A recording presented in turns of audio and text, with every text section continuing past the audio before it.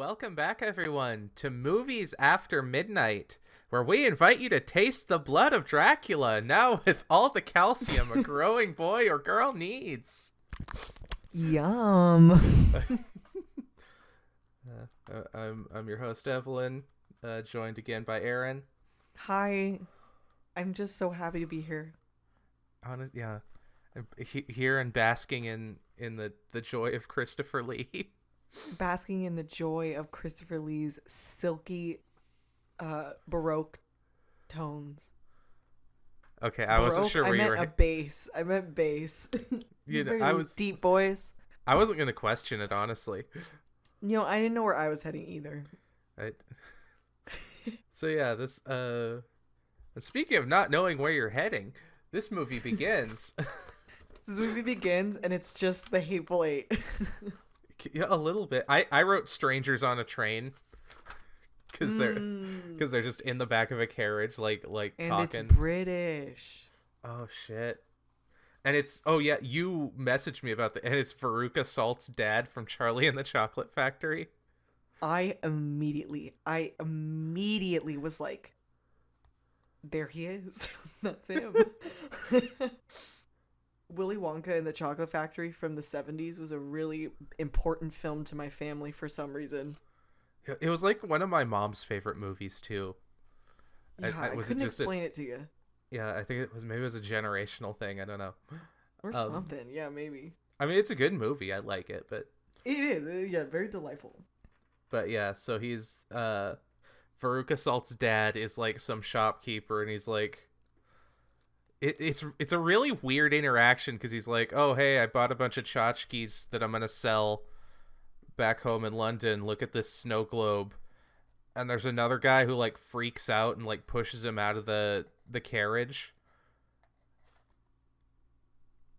And I couldn't tell if the guy was supposed to be like have some kind of like mental disorder or if he was just a weird guy or like what.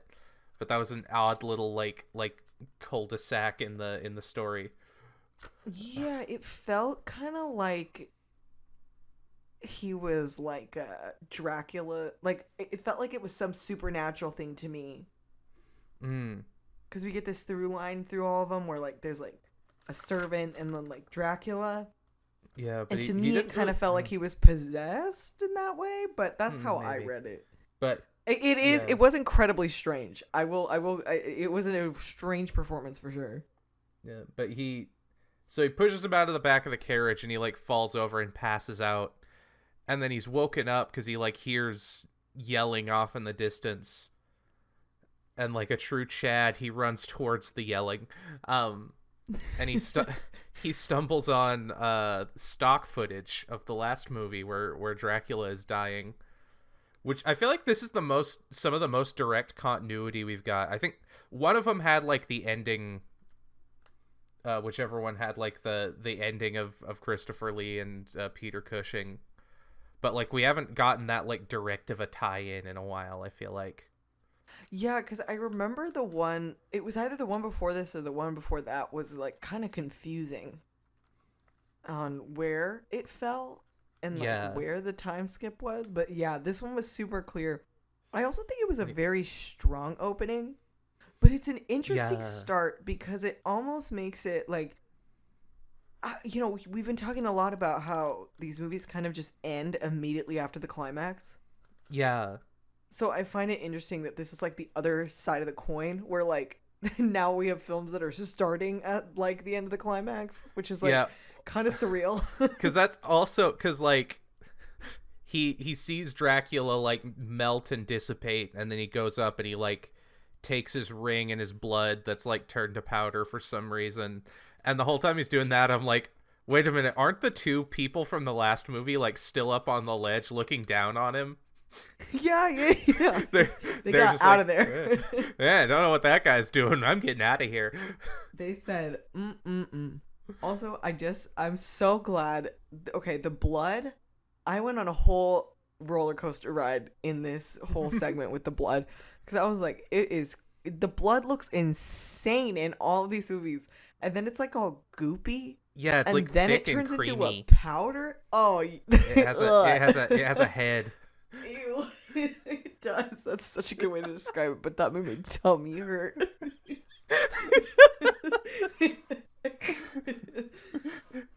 And that's I do like that where he's like the blood of Dracula, and then you get like a hard title card that's like taste the blood of Dracula. That was good.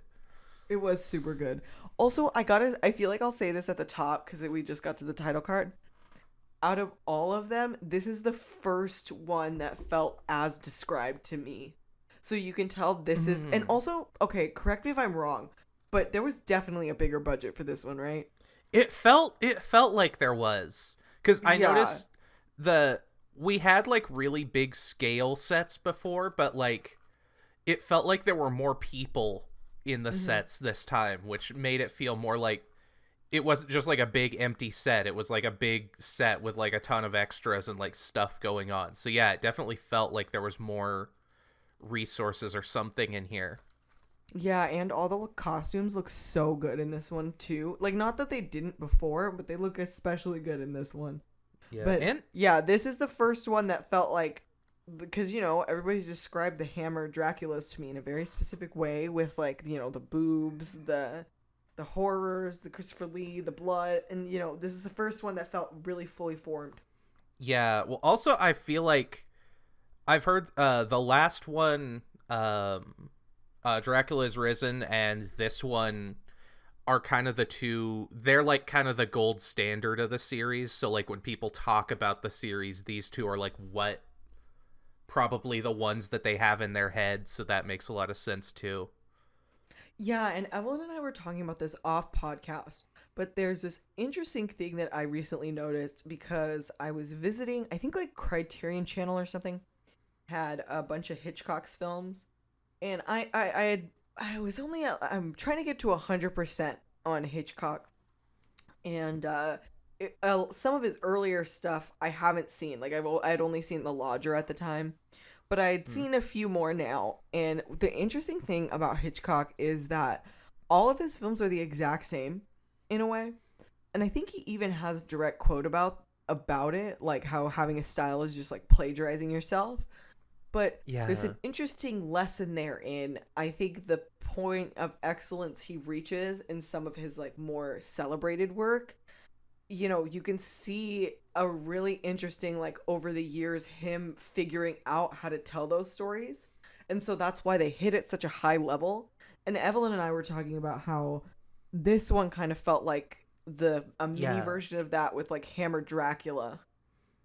Yeah, because they kind of follow the same beats, you know, where Dracula goes and he appears and makes one girl his servant, and then makes another girl his servant, and then her boyfriend's like, I gotta do something, and a wise old guy's like, yeah, you should do this. Like, there's kind of these ingredients in every one of them, and because they kept following the same recipe every time, they got really good at, or it seems like they're getting better and better at the recipe, so to speak. And you can tell because the more dialogue Christopher Lee has, the better it. No. Yeah, he liked this script apparently. Yeah. I was waiting to be like, yeah, Hitchcock revisited all his movies except Waltzes from Vienna. That one was a winner right out the gate. He didn't have to do anything. He had already mastered the art of the operetta, the musical. Yeah, he's like, I don't need, there's nothing I can improve upon. Well, when you're the master already. We are such film nerds. We're such film nerds. I'm gonna go sleep to the Blue Danube Waltz tonight. Also, I like how we get like this. It cuts to like this other village in I don't think it's in London, but it's apparently close to London because they're able to take a carriage there. But everyone's getting out of church, and we get like kind of a really quick like introduction to everyone as they're like walking. It like follows a couple people and like, oh hey, so and so, hey, and then like it goes back a little farther in line and we see the next couple of people. It was an interesting way to like kind of bulk introduce us to everyone in the movie. Yeah, I completely agree. It was very interesting. And, you know, this is the first place you notice it, but I think it's like in line with like there's just more people in this movie. I think the film is incredibly diverse. Yeah, it's not like a gold standard or anything, but like it is pretty like surprising. Yeah, as diverse. Yeah, the way the diversity is expressed is like I think we'll get into that. Which one? Yeah. But it kind of it makes sense in a, I don't know if it, I don't condone the mindset behind it, but I can see probably why they made those, like how those decisions were made. We'll get to that later. Yeah, very, very of the time. Yeah. Well, Sad. we also immediately get into this plot thread where there's like our main girl Alice is her who's dad about to go down the rabbit hole. Oh shit. That Also was the her joke I was telling you I was gonna make. Also her boyfriend is named Paul, and this is like we've started this thread of like every guy in these movies is named Paul, because the main guy in the last one was also Paul. Okay, yeah, I was driving myself crazy because I forgot if his name was Paul or not. I love it because I can always think of that Olin Rogers sketch, the Hollywood Hot Shots. Paul. I forgot that there was a Paul in that.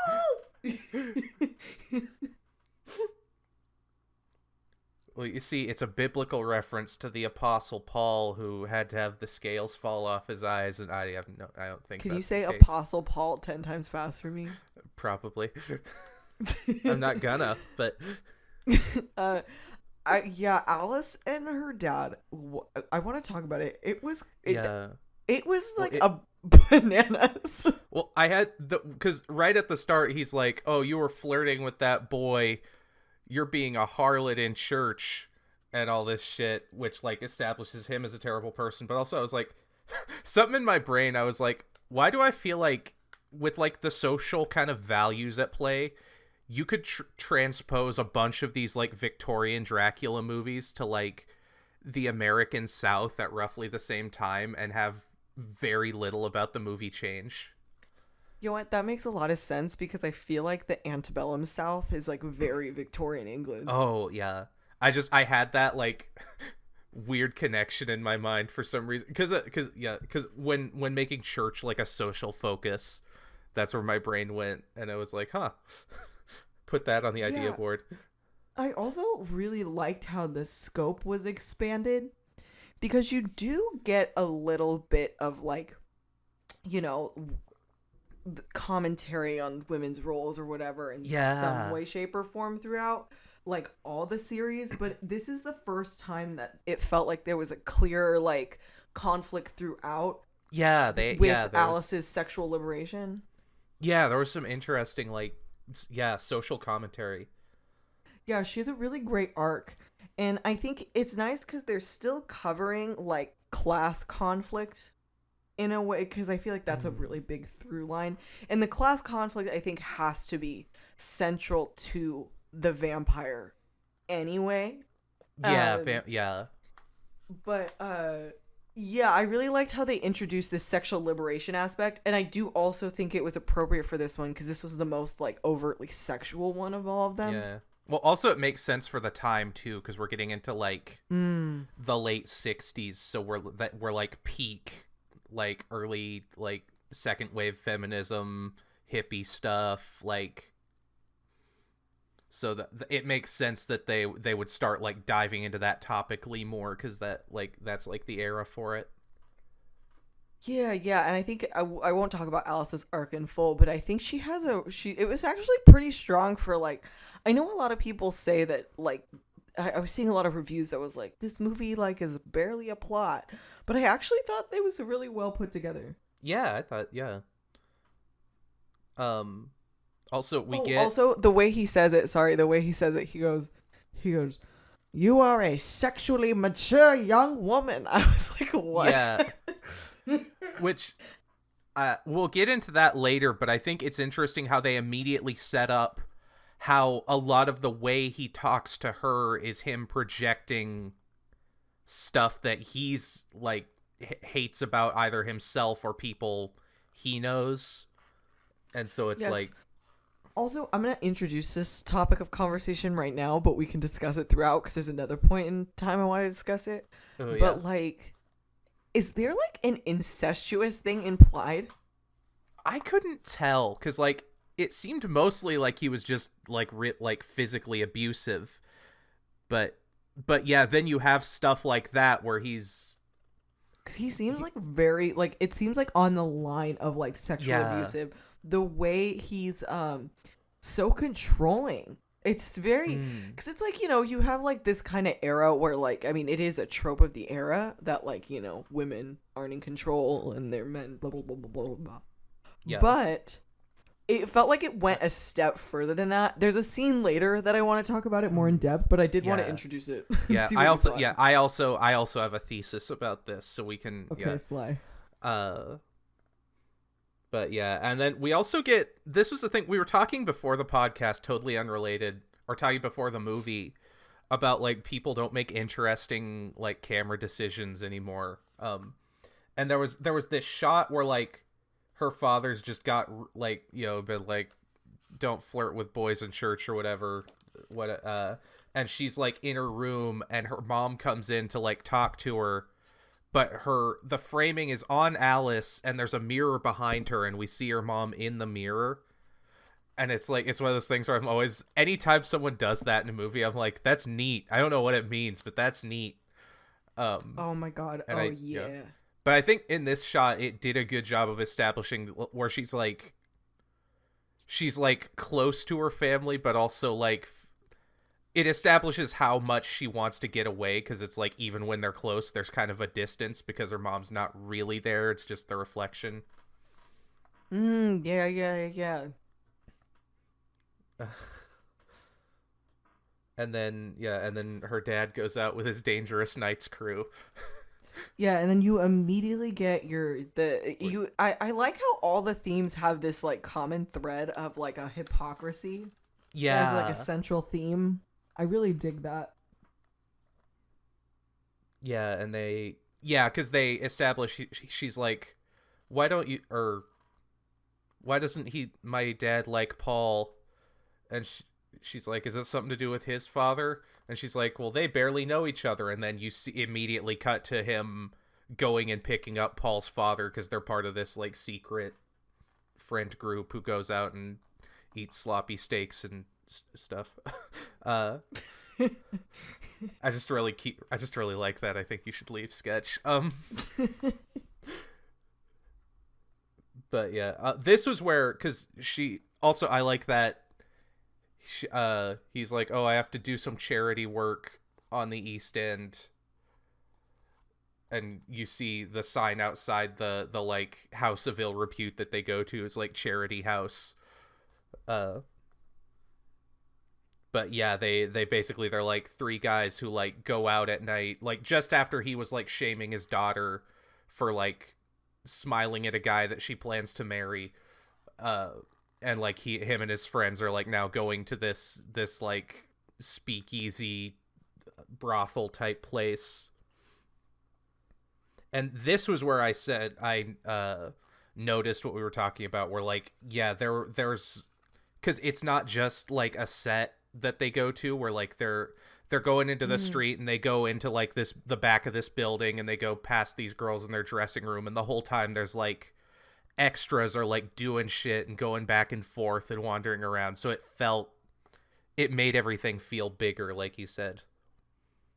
Yeah. It was I think it's also really interesting and significant that, like, I like how they play through his hypocrisy, how even in this space, like, you know, sometimes, like, in Hustlers, for example, or in, like, other films where you get this, like, underbelly that these upstanding men are engaging with, there's kind of, like, a looseness to how those men act in those spaces.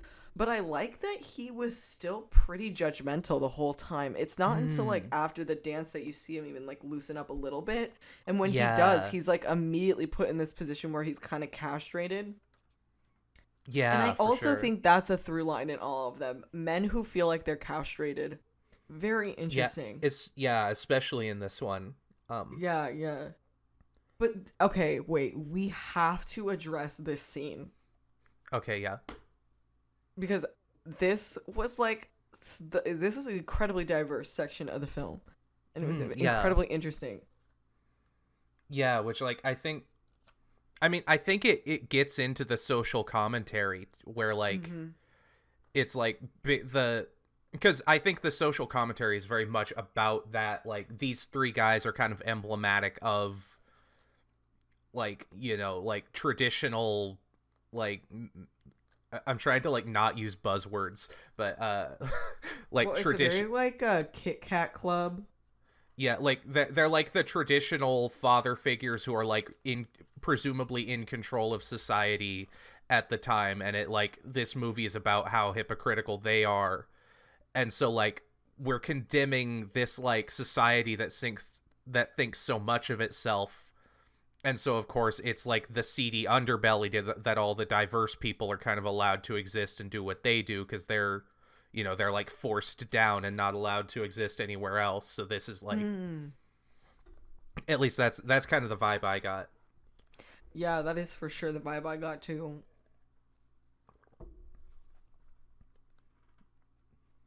But also I couldn't tell because there's the one lady who's like dancing with like the snake.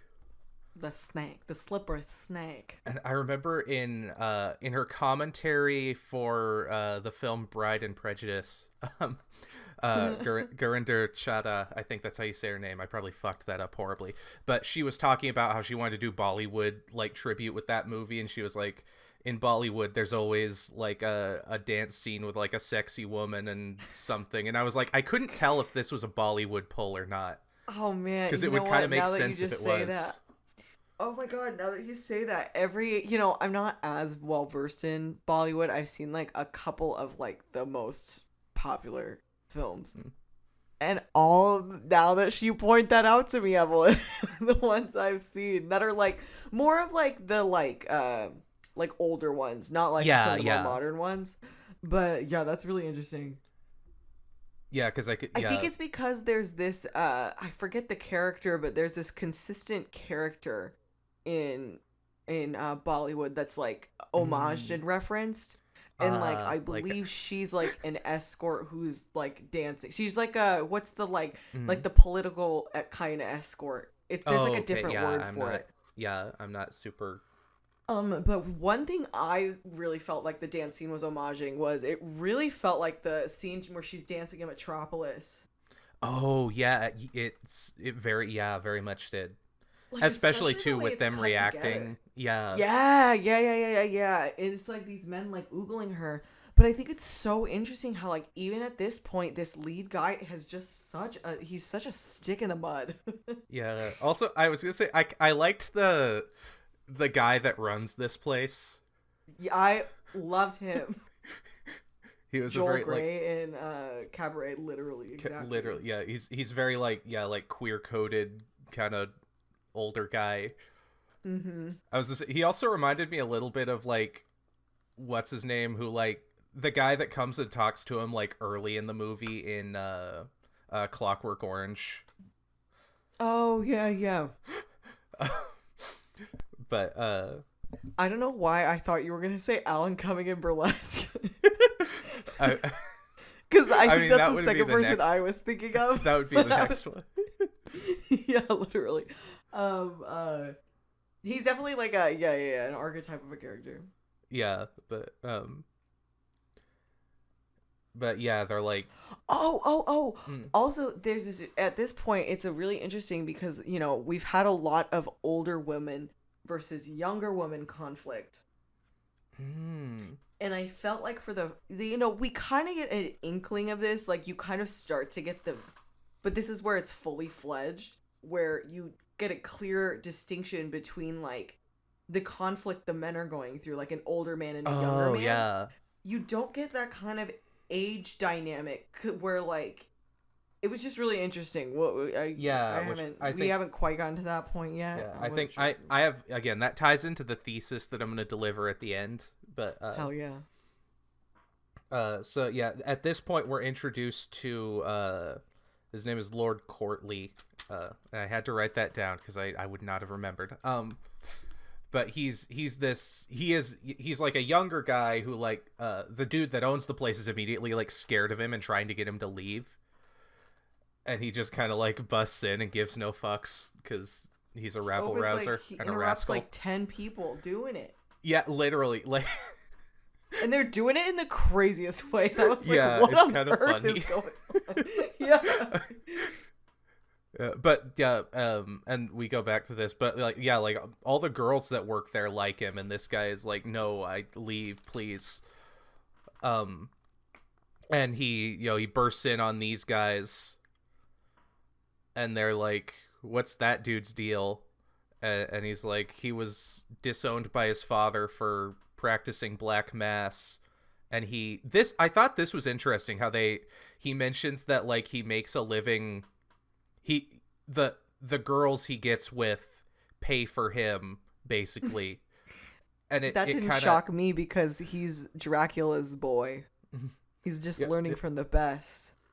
I think it's an interesting, like, because I think like the traditional order versus like how that order fails is like a big theme of this movie, and I think he, as this person who's codified as like super evil right away, where like, because I think we cut away in between this to Alice and Paul, like he's like knocking on her window and she climbs down the tree to see him, and like right before or right after this, our like good young guy is like, I'm gonna be able to take over this business. I'll have the money to get us married and stuff, and like talking about how he has these honorable prospects. And then you cut to the evil guy who's like turned against the social, like the main guy is like the social order of like, he's a, you know, like a strong cis het male who can take care of his girlfriend.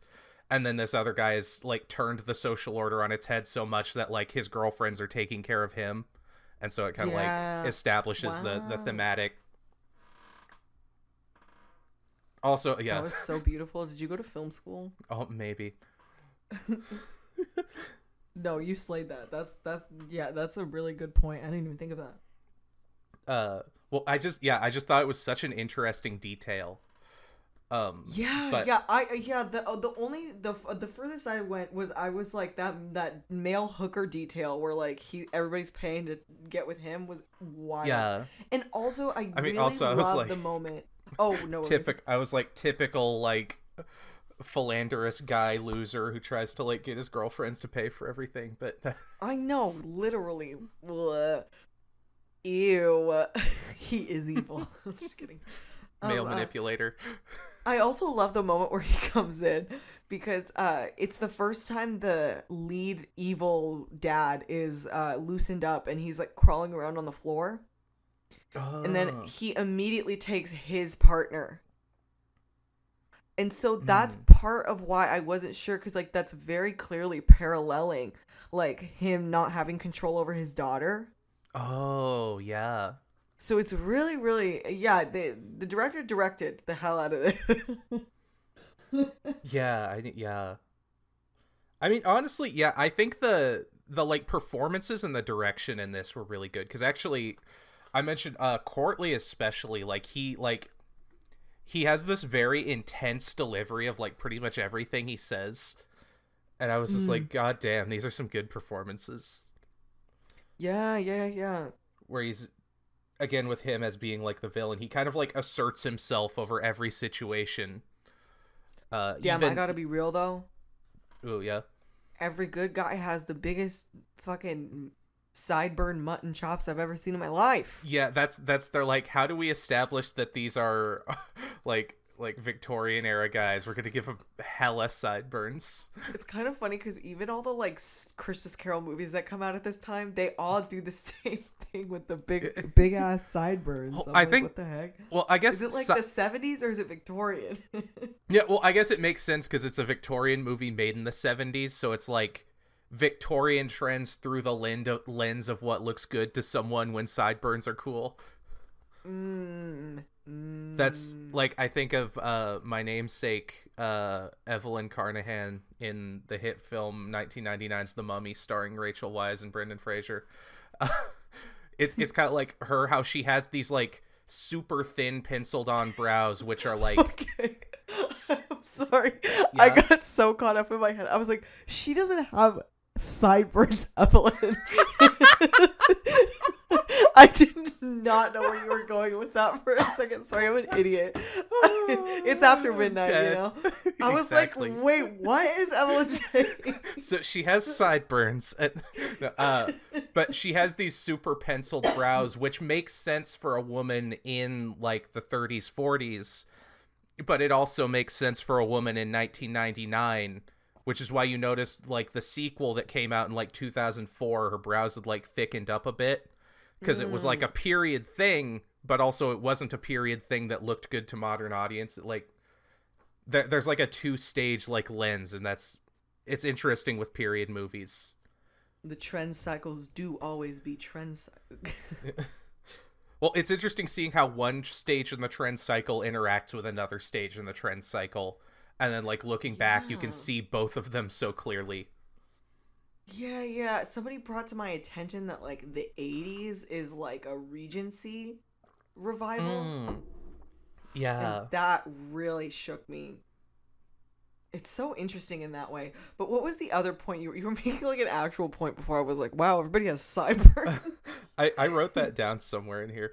Okay, I'm glad I wasn't the only one thinking it. Yeah, how he like asserts himself over every situation. Because they basically I think that's also the other thing they establish with them being the dad especially being kind of snobby, is that like they're into this stuff but they're kind of bored with it, and he gives them like the Hellraiser speech kind of, where he's like, oh, you've explored everything your limited minds could come up with, so now you need the advice of someone who like really knows what's cool. And he's like, do you think you could sell your soul to the devil? And they're like, what do you mean by that? And he's like, they're like, what did I just say? Did I stutter? But yeah, I think that's another theme of this movie, how like repression and sort of that attempt to exert control over society also leads to it almost directly creates this side need for like overconsumption and excess. And that's kind of like where these guys are, where they've like consumed everything they can, and so they're looking for the next threshold to like break. Yeah, and they've consumed so much too that like, you know, when they don't get what they want in terms of their relationships, like I just kept going back to how he is with his daughter. Yeah, well, because I think that's like a microcosm of like God damn, we're being so college in this right now. I just used the word microcosm. Microcosm. We truly live in a society. But yeah, so yeah, then we have that. Did we just sit and miss Christopher Lee? Yeah, he was a real one. I miss him all the time. What would he be acting in if he was here? If only there was a way to bring him back. If only there was a way to bring him back. Taste the blood of Christopher Lee. Yeah, The Ritual was bitchin'. I loved it. Yeah, also, I like the whole. I'm interested in the fact that because he takes him, he's like, okay, if you want to do some evil stuff, I've got, and I know some evil stuff we can do, but first I need you to buy me something. And he takes him to this shop, and where the guy from the intro has all the like Dracula relics. And this is how Veruca Salt has all this money. Exactly. Because Veruca Salt's dad sells them. That feels like a League of Extraordinary Gentlemen crossover, doesn't it? Honestly, the whole film kind of felt League of Extraordinary Gentlemen. Like when they were on the set to go to like the charity house outside, I was like, this is literally the outside of Dorian Gray's house. like a few blocks down, he's just literally. Which I mean, I guess thematically that also makes sense, because the whole theme of Dorian Gray was him being like eternally youthful and like looking for the next big thing and becoming bored and constantly pushing his boundaries. So like, oh yeah, I want everybody on the podcast to know that when I was in elementary school, I would wake up in the morning, but like few hours before school. I'd watch A League of Extraordinary Gentlemen once. I'd go to school. I'd come home and I'd watch League of Extraordinary Gentlemen on repeat until I went to bed. I think it's a movie that merits that. I think it's delightful. I love it. We should cover that. No, I'm just kidding. I would be so down. And we should make the argument that it's in a shared universe with the blood of Dracula. With Taste the Blood of Dracula. Because what's in the comics, like, that it's based on, they pull a shared universe with so much random shit. Like, Metropolis books, is in there, and like, well, it's pretty much anything they could work in. Oh, I thought the gag was that it was like a book shared universe. It's mostly a book shared universe, but it's kind of, because at some point there's like one graphic novel that's like, you know, hundreds of years later. So it's like Mina Harker and James Bond, because they're like doing the League. The heck? They're like the League in the 50s, because everyone else has passed away and she's like a vampire. She's still there. But that is so. It gets bonkers. Oh my god, that is bananas. I'm gonna bring back League of Extraordinary Gentlemen. I'm gonna make that my career goal. The League of Extraordinary Gentlemen cinematic universe. Move over, Marvel. There's a new comic in town. Just kidding. Yeah, back in this story. Yes, back to this story. If anybody takes that idea, I'm gonna come for you. Yeah, you said it here, so we have legal proof that.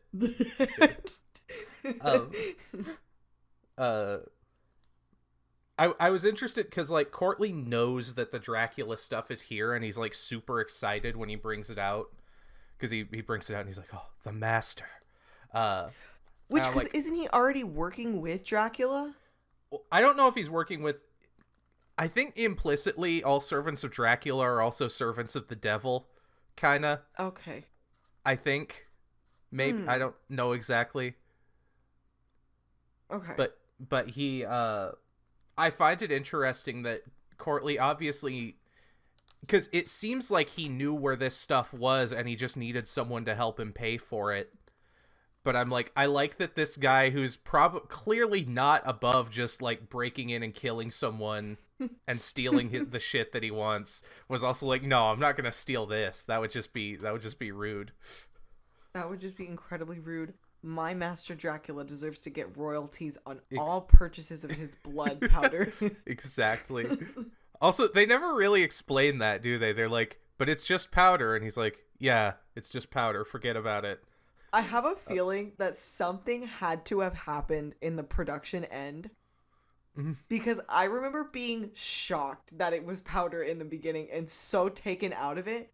And I was like, if they don't address that, I'm going to be really upset. And then we got to this scene, which I wasn't going to be actually upset. Like, that's not that serious. But and then they got to this scene and they were like, oh my God, it's powder. And I was like, wait a minute. That feels a little too... It's what does tvtropes.com call that? Hanging a lampshade on it. Yeah, I was like, wait a minute, that feels... But I'm glad you brought it up. I mean, if anything, it looks really cool.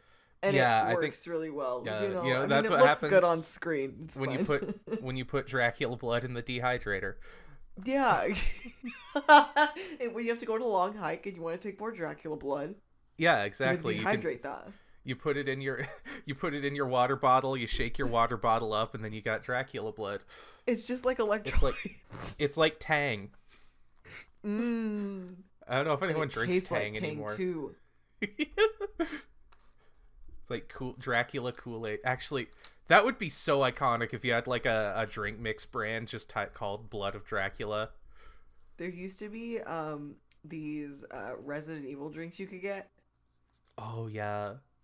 And they came like energy drinks. Yeah. It was those, and then you could get these mints that were like in like an umbrella tin, and they were very so like take the drugs.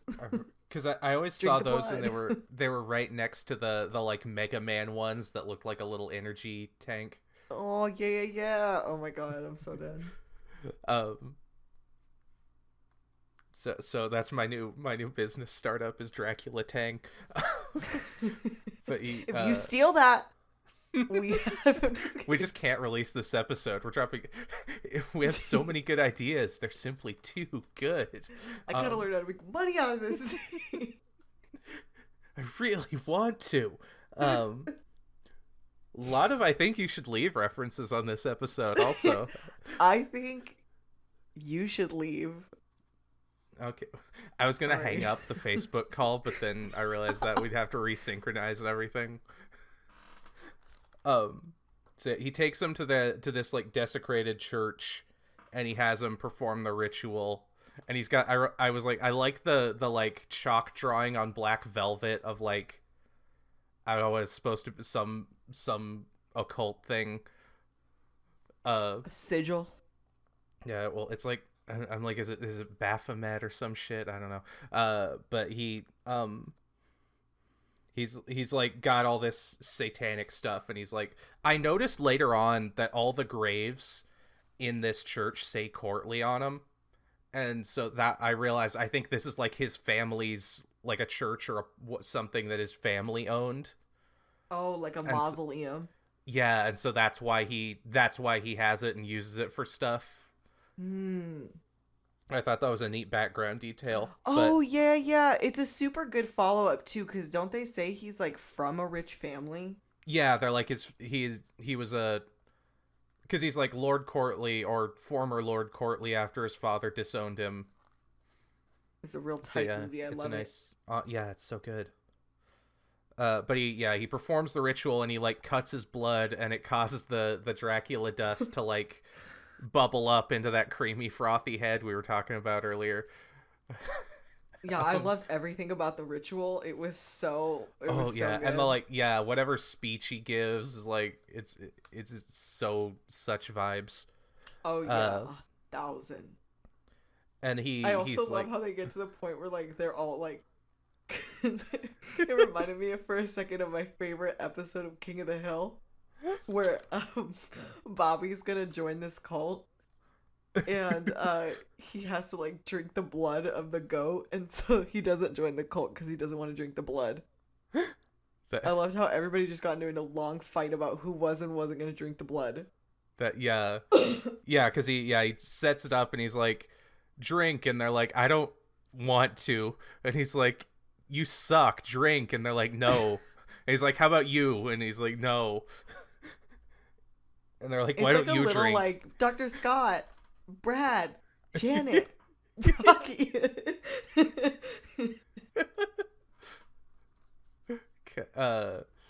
And he again though, like all these like really goofy setups, like the performances, I felt like were selling it so well.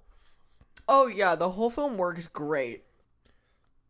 They're like you gotta my friend and I have been saying this thing, you gotta swing for the fences. Yeah, you gotta commit. But so he tastes the blood of Dracula. TM, copyright 1969. And he starts like convulsing, and he's like crawling on the floor all of a sudden, and he's like, help me, and they're like, ew, and he's like, help me, and then they start just kicking the shit out of him. Start beating him. I was like, whoa. It was crazy. I text Evelyn random stuff during the movie sometimes, and it was like this stretch of movie. Things were happening so fast that I couldn't keep up. Yeah, you sent me like so many messages, and then every time I was gonna respond, you were reacting to something else. And then I just said, this is a roller coaster. Yeah. So they're like, after the adrenaline dies down, they're like, oh my god, we killed a guy, we need to get out of here. And like the dad goes home and like has a breakdown and like tells his wife like, I was never out, like don't tell anyone. She's like, okay. And then as that's happening, we cut back and Courtley becomes Christopher Lee, which is all any man could aspire to. Exactly. No wonder he was so good with the ladies. But I loved everything about how they did the like effects for it. Like it felt Yeah. so mystical and spiritual. I loved it. Yeah, it's like he melts down and then like Dracula like reforms out of his ashes or whatever. It was so lit. And then when Dracula shows up, he has like all this crazy stuff happen with his eyes. Yeah, I liked how they have like the red contacts and then he has like the bloodshot eyes when he's drinking. Which I like how that's kind of a through line throughout the series too. Mm-hmm. And he delivers lines in this movie, which love to see it. Oh my god, he is just oh my god. I'm sorry, I can't. I'm just Also, was it me or did they kind of like widow's peak his hair a little more in this one? He just like the traditional Dracula hair. Yeah, this one did feel a little traditional Dracula hair, especially. It felt like very voluminous. Yeah, he's Tresemme. Yeah, luscious in a way it didn't feel like before. Taste the blood of Dracula with keratin B formula. Bet you thought you'd seen the last of me. Surprise, bitch. Oh yeah, also very interesting how this kind of turns into a revenge fantasy narrative. Yeah. I wasn't expecting that with Dracula, because it's like it works really well because, you know, it's not that the film just has bad people in it, but you know, the way they've set up these three guys, it works really well because you're just kind of like satisfied and you're kind of rooting for Dracula a little bit. Yeah, it's in a way that I don't think you are before. Yeah, it's like we were talking about. It's like almost proto slasher movie. Yeah, this one especially felt proto slasher movie. Which I especially felt that at the end, which I'll tell you about when we get to the end. Yeah, but very sins in the father, vested in the children. Yeah. Well, I was gonna say the way he hunts them down, it also kind of reminds me of the hit 1999 film The Mummy, starring Rachel Weisz and Brendan Fraser, where like they steal his jars, and so the mummy specifically hunts down the guys that took his like jars first because they kind of like somehow tied themselves to the ritual kind of. Mm-hmm. And so yeah, I was like, they what is it, they let the genie out of the bottle as per the save the cat template. Out of the bottle, for a hero must put the genie back, or I forgot exactly how the long line is. How much we're making niche save the cat jokes. How many people are gonna I'm gonna God, I wish Christopher Lee was here. He would, so he could turn he'd me make into everything vampire. all right. That'd be all I could think is that would be so hot, and I'm like, I don't. Moving on. I would think that. We cut back again. Lee was here. We cut back to the talking about sins of the fathers, because we cut back to the children. So we have Paul and his sister are the children of one of the guys, and then there's Alice and her dad, and Paul's sister is engaged to this other guy who's like the third guy's kid. And so we have that generational thing of like these guys are going out and doing evil stuff, and then their kids are like doing not evil stuff together. Yeah, and I never thought of Dracula as like anything, like I've never really thought of his morality in a way. Like I guess you do think of it in a way because he kind of uses people, but it's really fascinating how in this film he's kind of just like a lawful good. He's like, you guys killed my guy, and so I'm gonna kill you. Yeah, well, also I like the thematics of he's like, you killed my servant, so I'm going to use your children to kill you. That's a very... Yeah. Which was kind of what he did in the last movie, too. He was like, this priest consecrated my church, so I'm going to go after his daughter specifically. Or he his must be a Scorpio. Niece specifically. When was Dracula written? Someone look that up. Somebody. And yeah, we get the thing where they're like, I was gonna say, these kids, like, the scenes they had together where they're just kind of, like, joking and stuff, they felt like a more believable friend group than we've had in some of these movies, too. Like, I buy that they were just kind of hanging out and being like, lol, tee-hee. Yeah, and I really liked everybody and felt like I Yeah. understood everybody for the first time, you know. In the previous ones, I was kind of like, you know, you kind of like suspend disbelief, or you kind of like, you know, they weren't fully formed. I felt like this was the first time it was fully formed. Yeah, they weren't just archetypes. I mean, yeah. Yeah. But, so they're hanging out, and we establish them, and they're going to go to a party. And this is kind of where we get more into that thematic of, like, the guys who are supposedly sitting at the top of the social hierarchy are, like, being hypocritical and failing, like, not being the people that they should be. And so that pushes the younger generation away and, like, into evil of their own, kind of. I feel like thematically, because we get so Alice is, like, dressed up and she's gonna go to a party with Paul, and her father's like, I forbid it. And also I think we might have said we'd come back to this.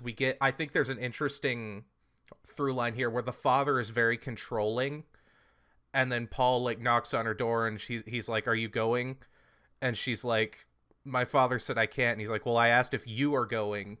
And so in a way, like Paul is, like, he's like the younger type of man who, like, tries to give power kind of back to her in a way. And I thought that like contra whatever was really interesting.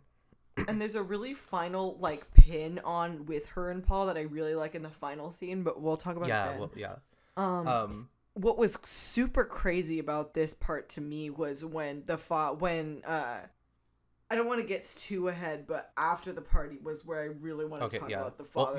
I thought it's interesting we don't see the party. We see her go out, and then almost immediately we cut back to her coming home. It's almost like she just stepped out and came back in. He was like, yay. Which, like, I wonder if there was a thematic reason for that, or if they had to cut something or what. But yeah, I think in a way the major, like, important thing is that she made the decision to go. And so she gets back, and her father's standing there, and she's like, I went to the party. And then he's like got a whip, and he's like gonna start whipping her and stuff. Okay, this is where I say there was this weird moment with the dialogue where, like, which also she's like an older woman. Yeah, like 20s some, yeah. Yeah, like mid-20s, I would say. Yeah, probably. So already him taking out a whip, I was like, what? Whoa. But then he has this weird line where he's, like, drunk, and maybe it's something about the way he delivered it. But he, like, says something along the lines of, like, I haven't whipped you since you were such a young child. Do you remember? And then she was like, don't touch me or I'll leave. And then it was wild. I was like, is that like a... And I also thought it was very interesting how it led into him being the first one of the three. I thought for sure he was going to be carried through to the end. Yeah. Well, yeah, because I think with that, I think it ties into how their whole relationship has been him kind of, like, keeping her locked away and, like, depriving her of her, like, adult agency. So when he says that about it's like he's trying to, like, keep her locked in this state of, like, childhood sort of, like, fear and compliance almost. But yeah, I like her as a character in this movie, because I feel like some of the girls in these movies probably would have just taken that, and she's like, I'm leaving, I'm getting out of here. She jumped out that window. Yeah, she's like, we outie, see ya. And then immediately after running away from home, she bumps into, who should she bump into but Count Dracula. I was gagged. Yeah. And this is where this is really interesting, because also it's kind of different than he's been, like you were saying in the other movies, because her dad comes out, like, trying to find her, he sees her, and Dracula's like kind of in control of her now, and he's like, hey, kill him, and she's like, okay, and she like hits her dad in the head with a shovel. I loved and stuff, which I was like, okay, that's we were talking about, I was like, I don't know if this girl is my type, and then she killed her dad with a shovel, and I was like, that is so hot, and I'm concerned for myself and my moral compass. But I just thought it was incredibly iconic, and also like, but yeah, you know, I don't think the women have been that like active in the killing. Yeah. And so that was incredibly, I really loved that part. Yeah, because also, yeah, it's not like a vampire killing, like she sucks his blood, like she just takes him out with a shovel. Yeah, I was like, whoa. Like, it's very visceral for, yeah. And, yeah, and so now she, like, leaves with Dracula, and then everyone, they have the funeral. They have the funeral for her dad, and Paul is like, what happened to my girlfriend? I'm really concerned about this. And the cop's like, oh, if he says something like, if we like put a lookout for every girl that ran away from home or something. And so like the like, that was an interesting little subplot about like the cop not doing anything and Paul being really upset about it. Yeah. Paul's got it looks like Paul has to become a man. Yeah, kind of. And take on vigilante justice against a supernatural against force. Dracula. I mean, is that not age of all men? Is that not the arc of every guy in a Dracula story, though? No, it's so true, though. Also, I gotta say, he looked, at this point in the film, I noticed he looks pretty indistinguishable to me from the guy in the last movie who played Paul. Yeah, there's definitely a type. There's also this thing that Dracula does every single time somebody dies. He goes, first. Yeah, I thought that was really good. I loved it. I also loved how Christopher Lee puts his whole heart and soul into every single line he delivers. Yeah. Love that. Yeah. Yeah, and pretty much immediately I like these movies. Once the ball starts rolling, it starts rolling.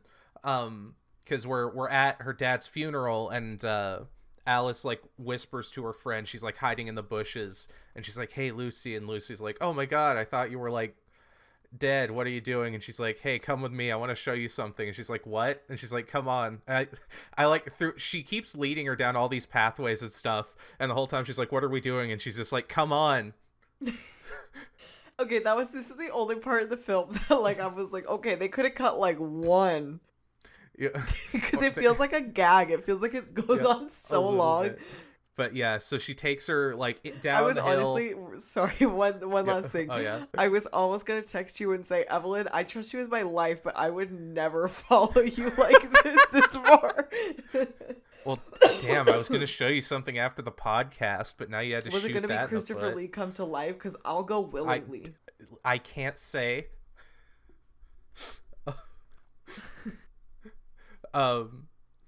But she takes her to the chapel where Dracula is, and I thought it was interesting. I guess it makes sense. To the chapel sorry. Gonna be a vampire. So she's like, I need to introduce you to someone, and she like Dracula. I thought this was interesting. This is the most like, I feel like direct Riz Dracula has like applied in a movie. Like, because usually he just kind of like stares or sneaks into someone's bedroom, but like here he's like Lucy, and he like gestures for her to come to him and stuff. Which I thought it was interesting that she does kind of like resist a little bit and try to run away, which I feel like we don't always see. Yeah, she's very like, what the hell's going on? Also, I can't really make a comparison because he feels very sexual to me every time. But as we've all established. Yeah, well, I said he's like applied Riz. Like usually he just kind of like shows up and is like very silent, and this time he was more like trying to be comforting and inviting to her, I guess. I see what you mean. Sorry, And I'm just no better than a man. He shows up and I'm like the heart eyes like I could literally every time, like, well, because like she said, Aaron texts me like throughout these movies, and every time he shows up, there's like an immediate shift in like the cadence and like the rhythm of the text. So I'm like, oh, yep. I am like, OMG, I'm just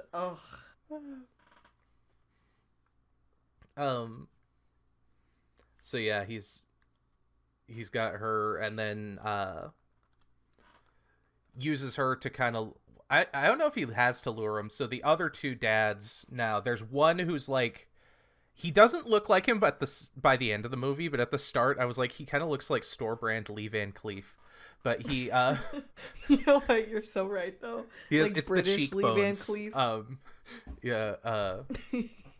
But he's funny. Like, he's a little more like academically inclined, because you see he has a library with all this stuff in it, and he's like, they go to the chapel and he's like, I've been reading about vampires and stuff, and they find Lucy's body, and he's like, she's a vampire, we have to stake her so she's able to die peacefully.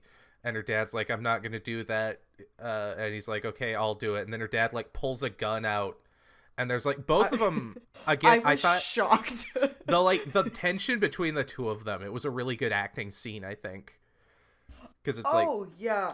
Also, when he gets shot, I wrote this note. I was like, he acted the hell out of getting shot. Oh yeah, he's like does the stumble, and like, yeah, he's like, I thought it was also super interesting how like it's almost like Dracula doesn't even have to do anything. Yeah, kind of. Because they just turn on each other. Yeah, which I kind of wondered how that works in the social commentary, where it's like, again, because these guys are supposed to be like the high society that we're criticizing, where like it gets to a point where they start tearing each other apart, kind of. Well, and if you meet on untrustworthy means, how are you supposed to like trust each other? Damn, yeah. We truly live in a society. Literally.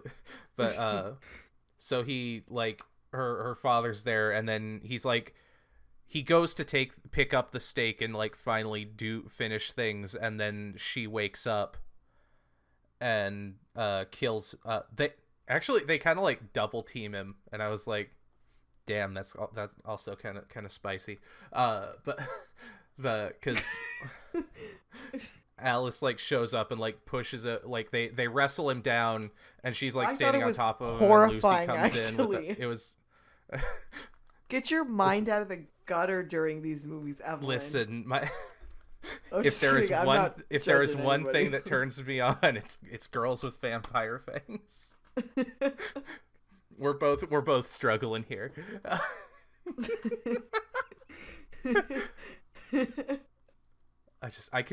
My face just turned so red. Goddamn. Evelyn, I am celibate, and you know this. I actually never experienced this. When I see Christopher Lee, I just appreciate his acting. Yeah. You see Christopher Lee and you think of the Lord. I think of the Lord. Exactly. And baseball. I'm gonna kill you. So they kill him, and then Dracula's like, that's too.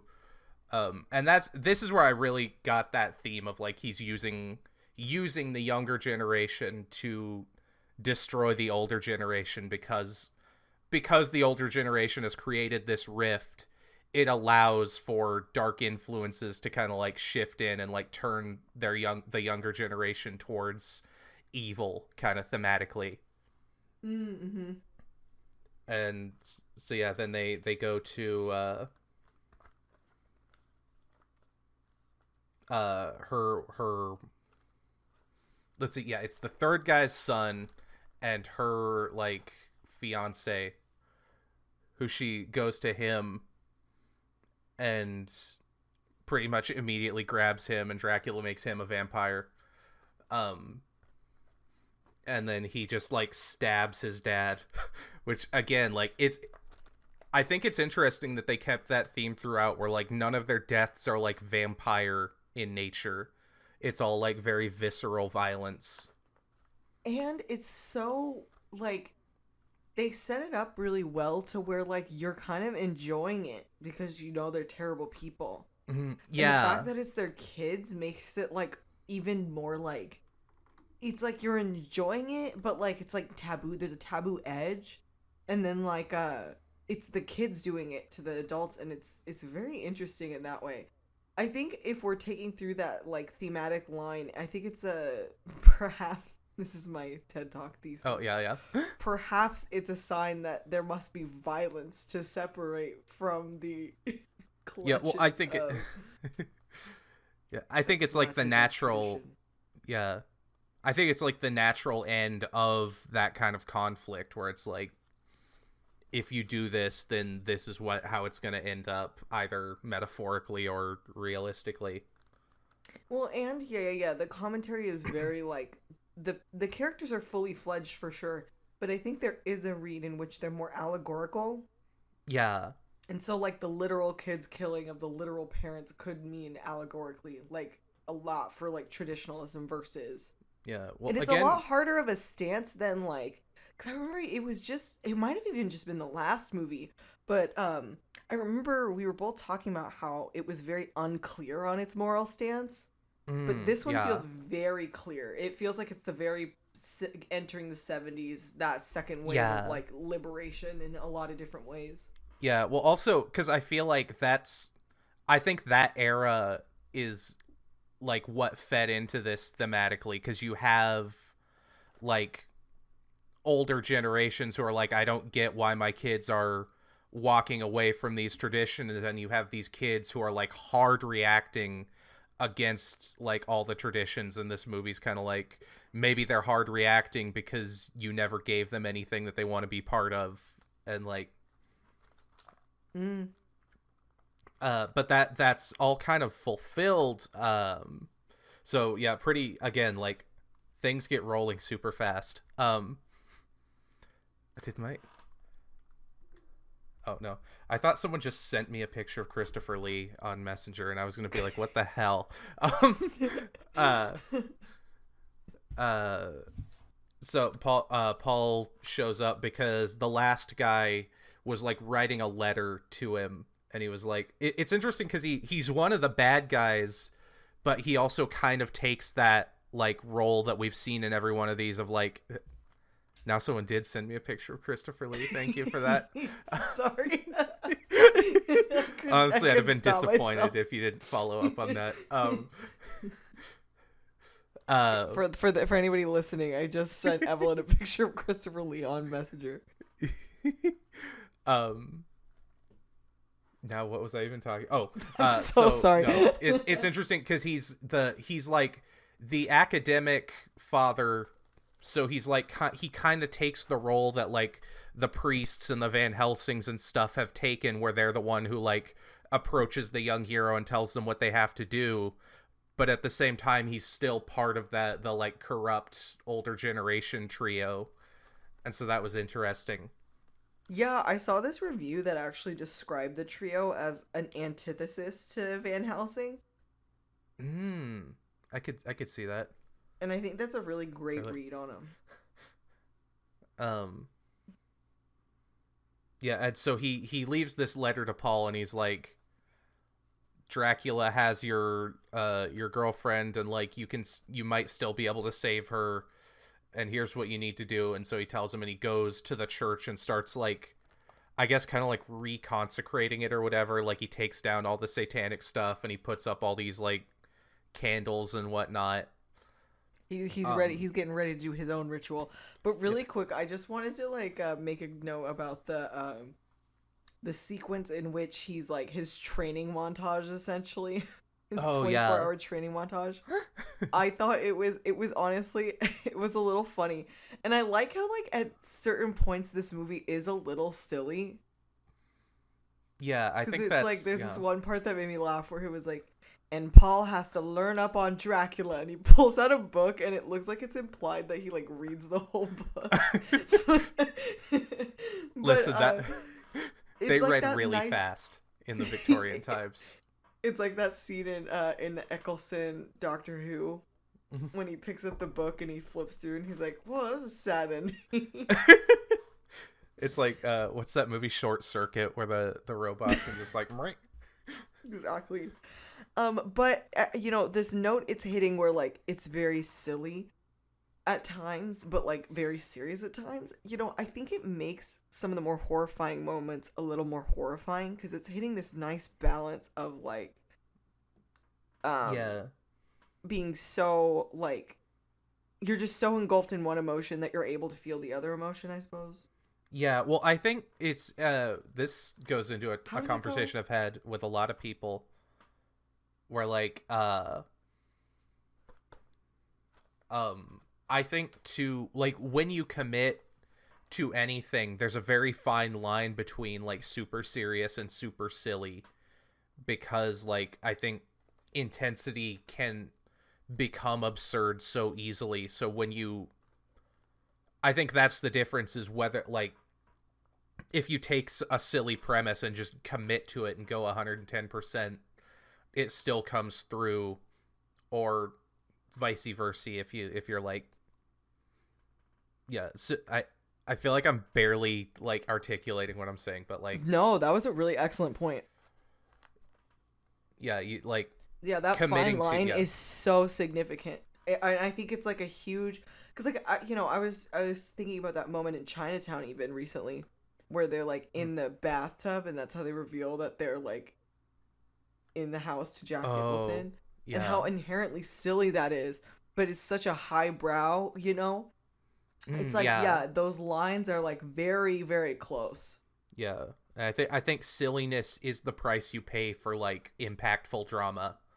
Like, you have to be willing to cross that line and be... I mean, that's like a thing I learned about acting, is like, you have to be willing to cross that line and look a little silly if you want to get to the place where you can really, like, hit on a more serious level. Like, it's just they're both part of the same thing, I think. That makes a lot of sense. But yeah, so Paul... yes, he's back. Paul! He reconsecrates the church, and he wakes. He starts looking for Alice, and she wakes up, and he's and this I think you were gonna come back to this too, where he Dracula's there, and he's like, "What the heck have you done?" He starts like tearing shit up and like is gonna attack him, and he's like, "Oh wait, sorry, we have to go back a second." Ooh, yeah. I think I might have been getting to this out of sequence, but no, yeah, you go. No, you're so perfect. There's only one thing we forgot. Did we talk about how Dracula gets Lucy? We talked about Alice like leading her through the woods and stuff, and then no, I meant like when he kills reluctant. Her. Oh shit, I forgot about that. Yeah, no. Yeah, I thought it was a really great character moment for Dracula. Because I felt like the whole film he's very lawful, getting even, but I felt like I got a sense of who he is in this moment. Yeah, because he's like walking away. They've just killed the last guy, and I think that he kills the son too. I don't know what happened to him exactly, but yeah, and there's like an interesting like disposability with these kids, I think, which I think is the nature of like, you know what I mean? Because it's not like he's just disposable to the women; he's disposable to all three kids. Yeah, they were a means to an end, and like that. Yeah, because there's a scene where she's like, "Oh, did I do a good job, master?" And he's like walking off, and she's like, "Wait, did I do a good job?" And he's like, and then he like starts drinking her blood, and she thinks it's gonna be like last time, and then he goes full Dracula and like kills her, because and that's like you said, it's like it underlines that he didn't there were a means to an end, and now he's done with them. Yeah, which then takes us to this final moment, which Alice is the last one left, and he almost kills Alice the same way before Paul interrupts, and then that brings us to where we were. Okay, yeah, perfect. And it goes back to kind of the earlier conversation, because Paul's like, yeah, you have to get away. Like, he's evil and stuff, and she's like, I can't remember what she says, but something like, I have to do what he says, and he's like urging her to like not just do what Dracula says and like get out of there. And it kind of ties back to Paul being the one who like he's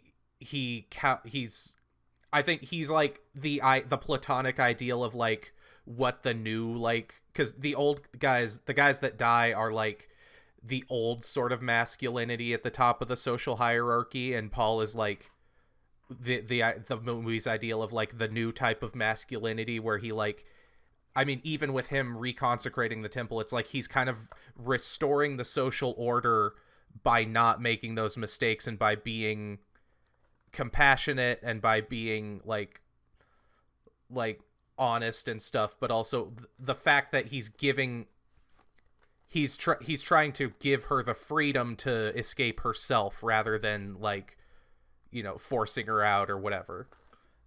And so that kind of is like the completion of the film's statement, is that it's like to the older generation, it's like, if you want to set things right, you have to allow the younger generation to like make their own decisions, kind of. Oh yeah, I completely agree with you, except I just want to add a little thing about Alice's arc, because I think like the whole time it's like, you know, you're waiting for her to choose something on her own. Yeah. And so you do get the dad, and you do get Paul as this like vessel between worlds. So like Paul kind of helps her transition out of her dad's control, and then Paul helps her transition out of Dracula's control. But there's this last moment as Dracula's having his like he's getting got in his final moments. Yeah. Paul tells her to run away. He says, Alice, you got to run away and save yourself. He doesn't ask her, he tells her, and she decides to stay. Yeah. And so I think too, she's very active in that way in the final moments, and that's I think why this film really stood out to me compared to the other ones, because the other ones were really fun and everything, and so there's like nothing wrong with them or at all. But I think this one was really, really well directed. Yeah, for sure. They can't figure out a way to like naturally lead into Dracula dying. I don't know why. And you know what? Christopher Lee goes from 0 to 100 every single time. It's like, they're like, we did this thing, and he's like, well, I'm Dracula. Oh shit, I'm dying, aren't I? And then he like starts like, you know, freaking out and like. This death was wild, and I just want to point out to everybody, as Dracula, there's this moment where he's like at the top and he goes, ah, and then he like falls to his death. Yeah. At that exact moment, my clock hit 11:11. And then like he fell and all this stuff, and it was all 11:11, and I texted Evelyn, and it was 111 where Evelyn was. It means something. We don't know what. If you could put in the comments what it means. I'm just kidding. It means the social order has been restored, and the 111 is like a doorway for the new order to. For the new order. I don't know. The new world order, meaning Hulk Hogan, Scott Hall, and Kevin Nash. To come. Exactly.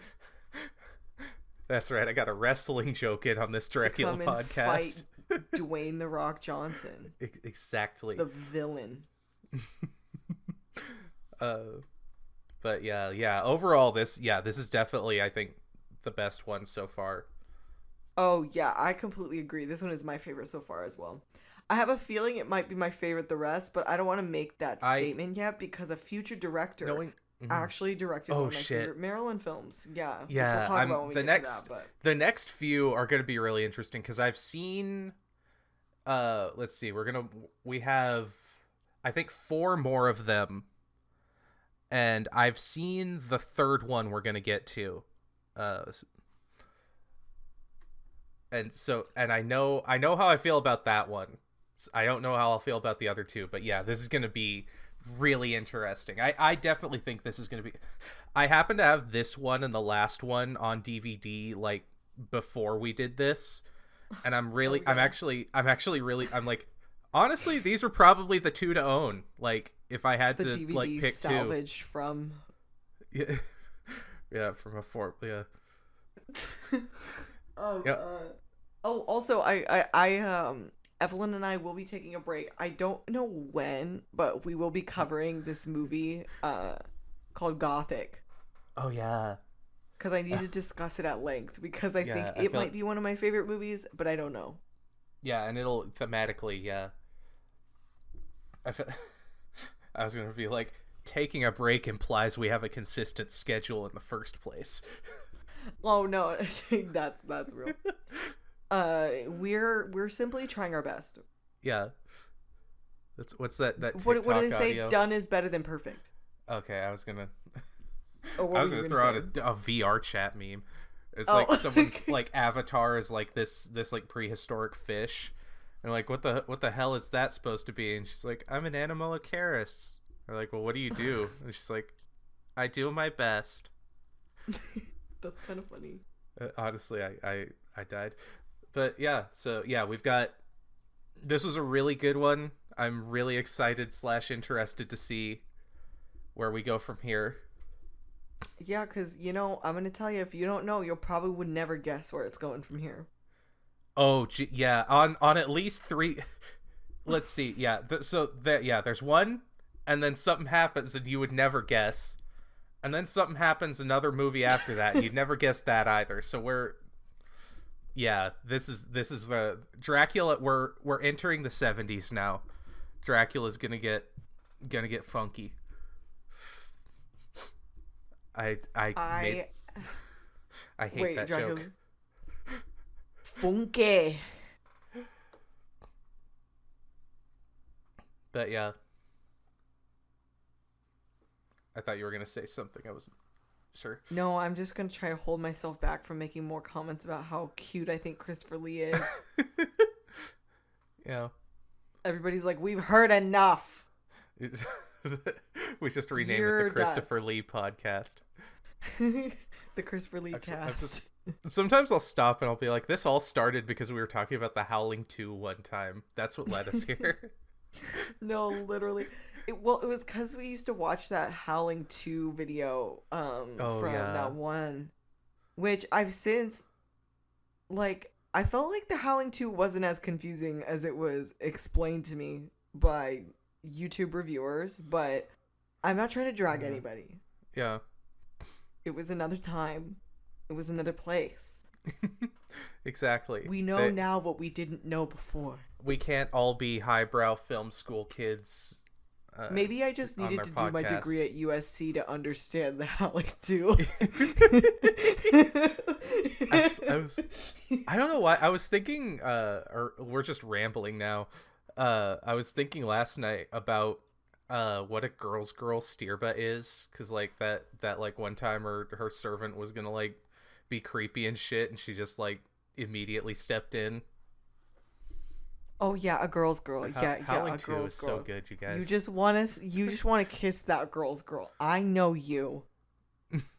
Listen. Just distract her so I can get to Christopher Lee. I'm just kidding. Everyone wins. Everyone's happy. All right, Evelyn. This is a great time. God, I had a great time. I love how we're just devolving into dirty old men also somehow. Oh my god. I love objectifying men. I don't know where that puts me, because I'm a woman objectifying other women, but that still feels wrong. I love how you said woman objectifying other woman. Like there's one. I am objectifying other women. I objectify women. Anyway, we'll see you next time. Hell everybody. Yeah. Blah. Blah blah. Bye. Bye.